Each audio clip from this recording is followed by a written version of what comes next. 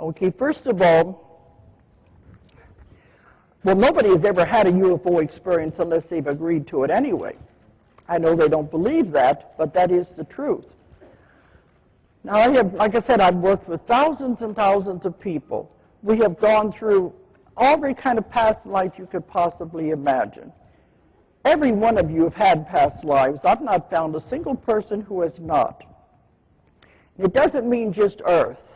Earth is one school that you're going to, but it's not the only school. You've been around forever, and you're going to continue to be around forever. Earth is a very young planet, isolated over here in this part of the galaxy for a reason. They don't want us contaminating the rest of the universe. They're really afraid of us with our violence, so they're keeping us isolated. But you've been around ever since you were created, having all kinds of adventures before coming to Earth. You've lived on other planets, other dimensions, things you can't even possibly imagine. I have had people going to all of these different places. And you've all done that before deciding to come to Earth. This is just a school. But it's a school where you can't skip a grade, but you could have to repeat a grade if you don't get it right. And you don't get out of Earth school until you can graduate. This means you have to experience absolutely everything. So that's why I want you to understand. I hope that everybody understands reincarnation anyway. I don't want to start at the beginning of that anyway. But you have a body. You are not a body. This is just a suit of clothes, a costume you're wearing right now to play this part in this play. It's all it is a play, a game. It's an illusion. This is what you're wearing right now to play this part. But you've had many other costumes you've worn, other planets, other dimensions. Some of them you wouldn't even think were alive. But you have done it all. Now you've come to Earth. Earth is the most challenging planet in the universe. They don't want to come here. It's very, very difficult to live on Earth. In the Earth school, you learn emotions and limitations. And there are many places in the universe, other planets, where they don't have those kind of lessons. But it's a difficult planet to live on because of that. They said they admire you when you say you want to come to Earth, because it takes a lot of bravery to come here. This is the lowest, densest planet there is. The energy is very, very low, very, very dense. So can you imagine they don't want to come here to live? But you learn a great deal by being here. But you all chose to come. Now, when I take people into the past lives, whenever you leave the life, you go to the spirit side. And I've written books on this. What is it like to die? Where you go on the other side? All the places you go to. You always go through what is called a life review. You look over the life you have just left, and you see all the things you've done, all the things you've said, every experience you've ever had. But you also see them through the eyes of everybody you've been involved with. And when you start looking at it, it's like, oh my gosh, I didn't know I hurt them that bad. I didn't know what I said affected them in that way. You're seeing it from a totally different direction. And there is no God sitting up there on a throne who is going to punish you and judge you. You look at your life and you judge yourself. There's no harsher judge than you yourself. And you're the one who makes the arrangements with the other souls you have harmed and created karma with. Let's go back and do it again, because you never get out of it until you've worked it out. These are important points because I'm going to bring them up as we go along. I hope you understand karma anyway. But you have created this with other people. And you have a discussion with these souls before you're going to come back. You'll say, we didn't do a very good job of it, did we? Let's go back and do it again. This time you be the husband, I'll be the wife, or you be the mother, I'll be the child. You can reverse roles around any way you want because it is just a play. We're just here experiencing this right now. So when you are making these plans, you make your plan when you're going to come back on what you will do, or at least hope to accomplish. It doesn't matter if you don't accomplish everything, at least if you try.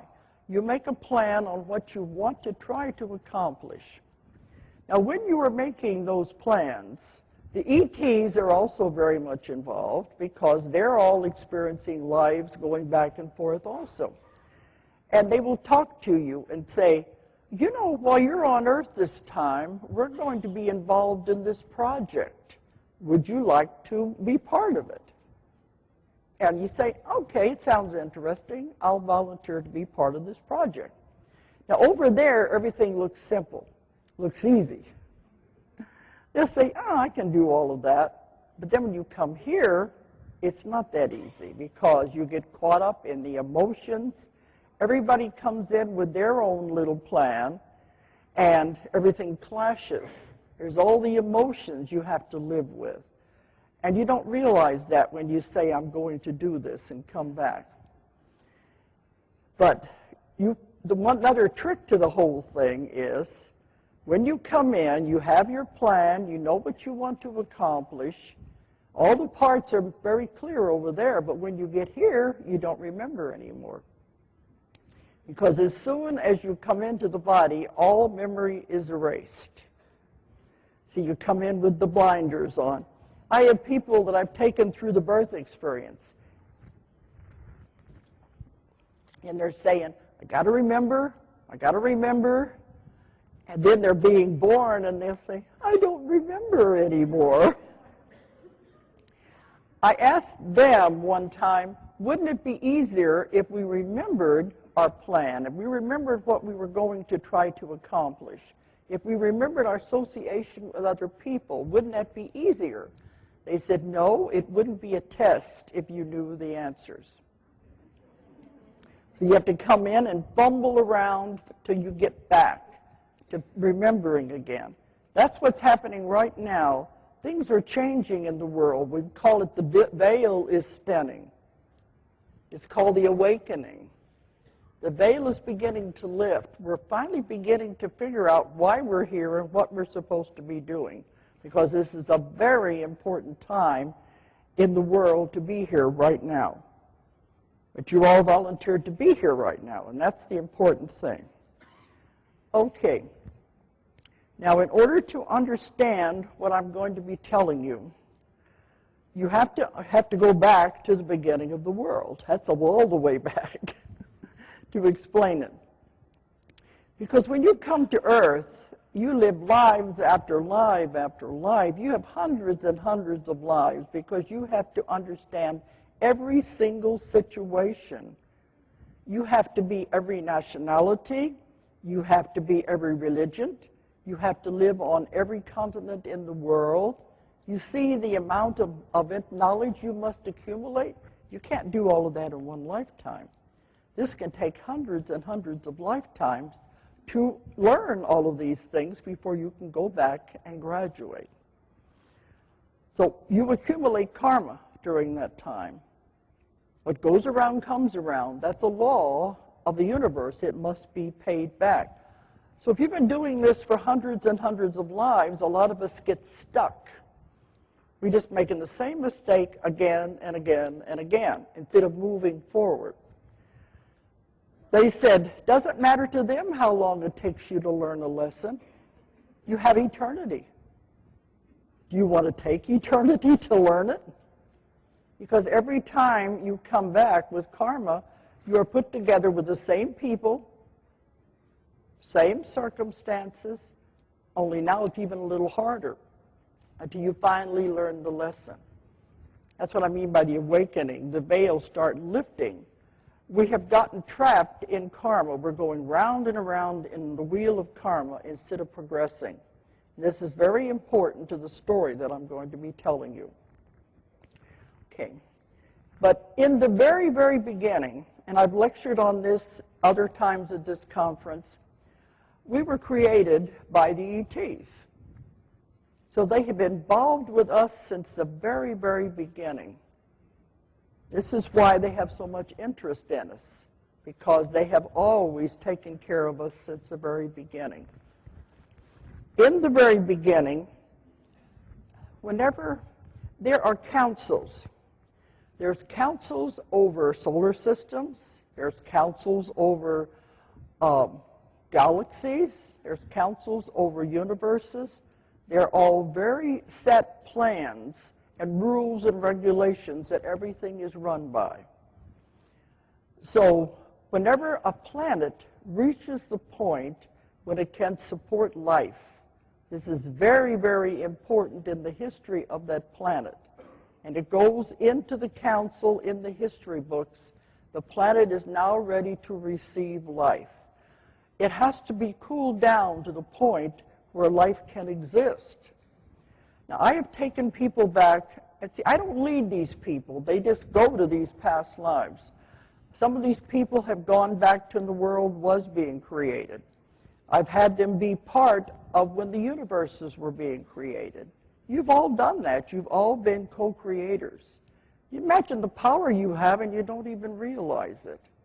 You were here. You were able to do those things. It means you can do them again once you understand that. I've had them go back to where the oceans were being created, and they were part of all of that. And I've also had them there when the volcanoes were erupting and life couldn't form on Earth yet because the atmosphere was too full of ammonia. So they had to wait till it cooled down enough that life could form. They said this was all done by what they call the archaic ones, the ancient ones. And this means they've been around forever.